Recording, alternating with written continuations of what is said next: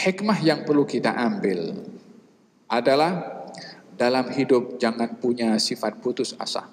Dalam hidup kena berusaha. Dalam hidup kita kena bersemangat dan berharakah, yakni bergerak, jangan duduk diam. Usaha yang kita ambil untuk mencapai sesuatu belum tentu yang kita cari itu akan dijumpai daripada tempat yang kita cari dan usaha yang kita usahakan. Ada kalanya rezeki dicari di satu tempat, keluar daripada tempat yang lain. Dengan demikian kita belajar bahwasanya usaha yang kita gunakan bukan menentukan dapat apa yang kita cari dan apa yang kita usahakan. Peristiwa yang berlaku di zaman Nabi Ibrahim ketika Siti Hajar mencari air di Bukit Safa, tak ada. Pergi Bukit Marwah, tak ada. Patah balik Bukit Safa, tak ada. Yani ketika naik Bukit Safa, nampak macam bayangan air di Marwah. Dia pergi ke Marwah, tak ada air. Nampak bayangan air di Bukit Safa, dia patah balik ke Bukit Safa. Padahal tadi sudah di atas Bukit Safa. Nampak bayangan air, pergi lagi ke Bukit Safa, ternyata air tak ada. Nampak bayangan air di Bukit Marwah, patah balik ke Bukit Marwah. Air kan baru tadi daripada Bukit Marwah. Tak ada air di Bukit Marwah, nampak lagi di Bukit Safa. Tengok, berapa kali di Bukit Safa melihat bayangan air tapi tak jumpa air. Berapa kali nampak air di Bukit Marwah, ketika didatangi pun tak ada air. Kenapa masih ulang-alik? Seharusnya kita kalau sudah pergi ke satu tempat dah tak ada air, tak kenapa balik ke tempat itu untuk mencari air. Oh, mungkin ada. Patah balik dah 2 kali tak ada, takkan kita akan patah balik 3 kali 4 kali. Tapi ini Siti Hajar pergi Safa Marwah, tak jumpa air, nampak sebelah sana, patah balik, terus sampai 7 kali.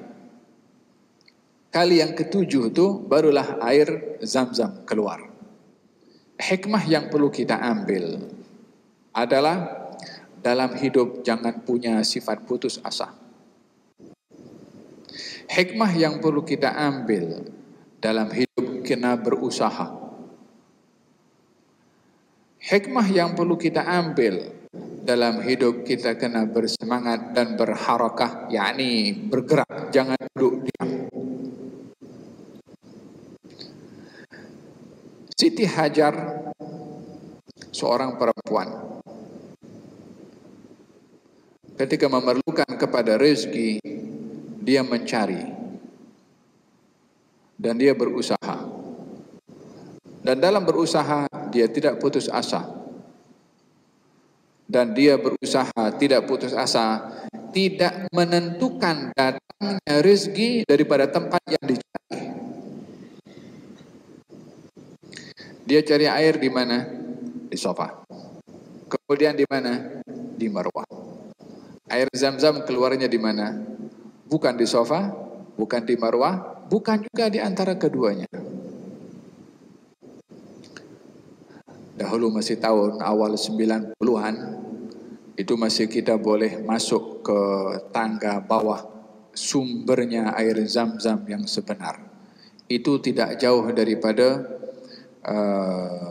Hajar Aswad, sekitar Hajar Aswad situ. Sementara Bukit Safa di sana, Bukit Marwah di sana. Siti Hajar cari air di Bukit Safa dan Marwah, di antara keduanya air keluar bukan di Safa, bukan di Marwah, bukan juga di antara keduanya.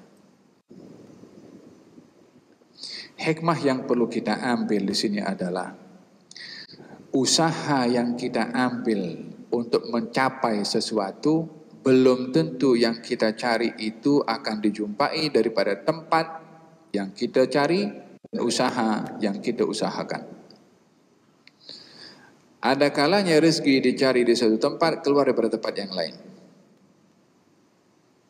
Dengan demikian kita belajar bahwasanya usaha yang kita gunakan bukan menentukan dapat apa yang kita cari dan apa yang kita usahakan. Usaha yang kita ambil tidak akan mengubah takdir yang Allah sudah tentukan untuk keluar daripada mana. Lalu kalau kita sudah berusaha dan segala yang ditentukan itu adalah yang datang apa yang ditentukan oleh Allah Subhanahu wa taala, untuk apa kita berusaha?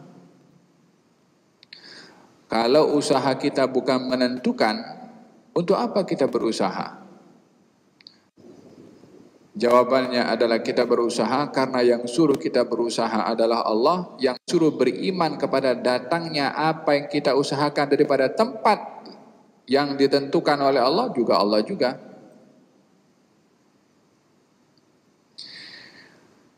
Siti Maryam alaihissalam,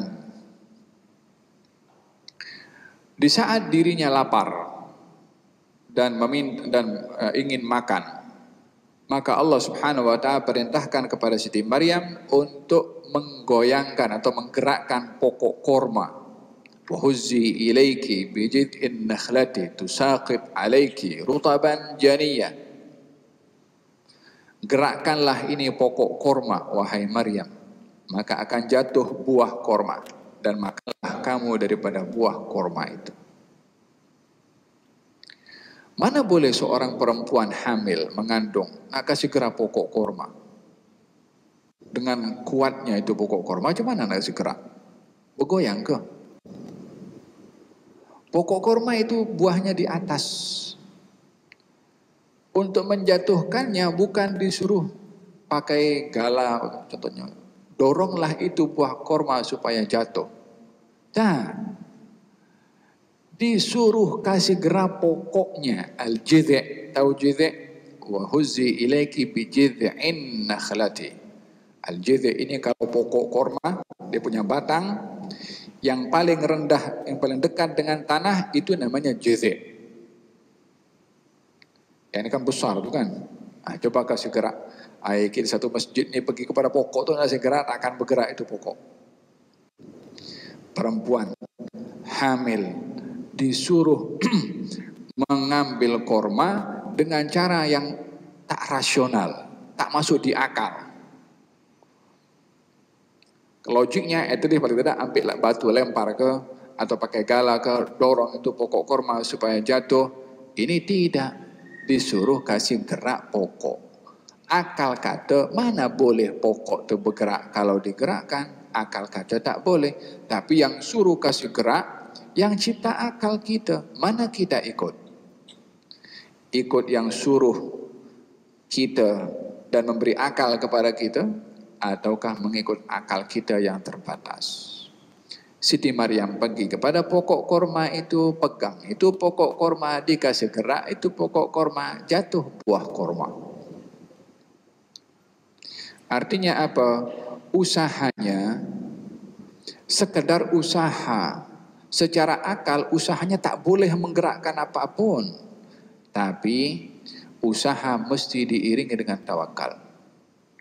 Usaha mesti diiringi dengan penyerahan kepada Allah Subhanahu wa taala, barulah lengkap seseorang itu di dalam berusaha.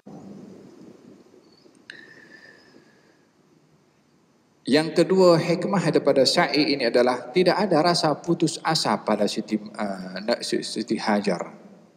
Dia sudah pergi dua berkali-kali tak jumpa air, tapi tidak putus asa.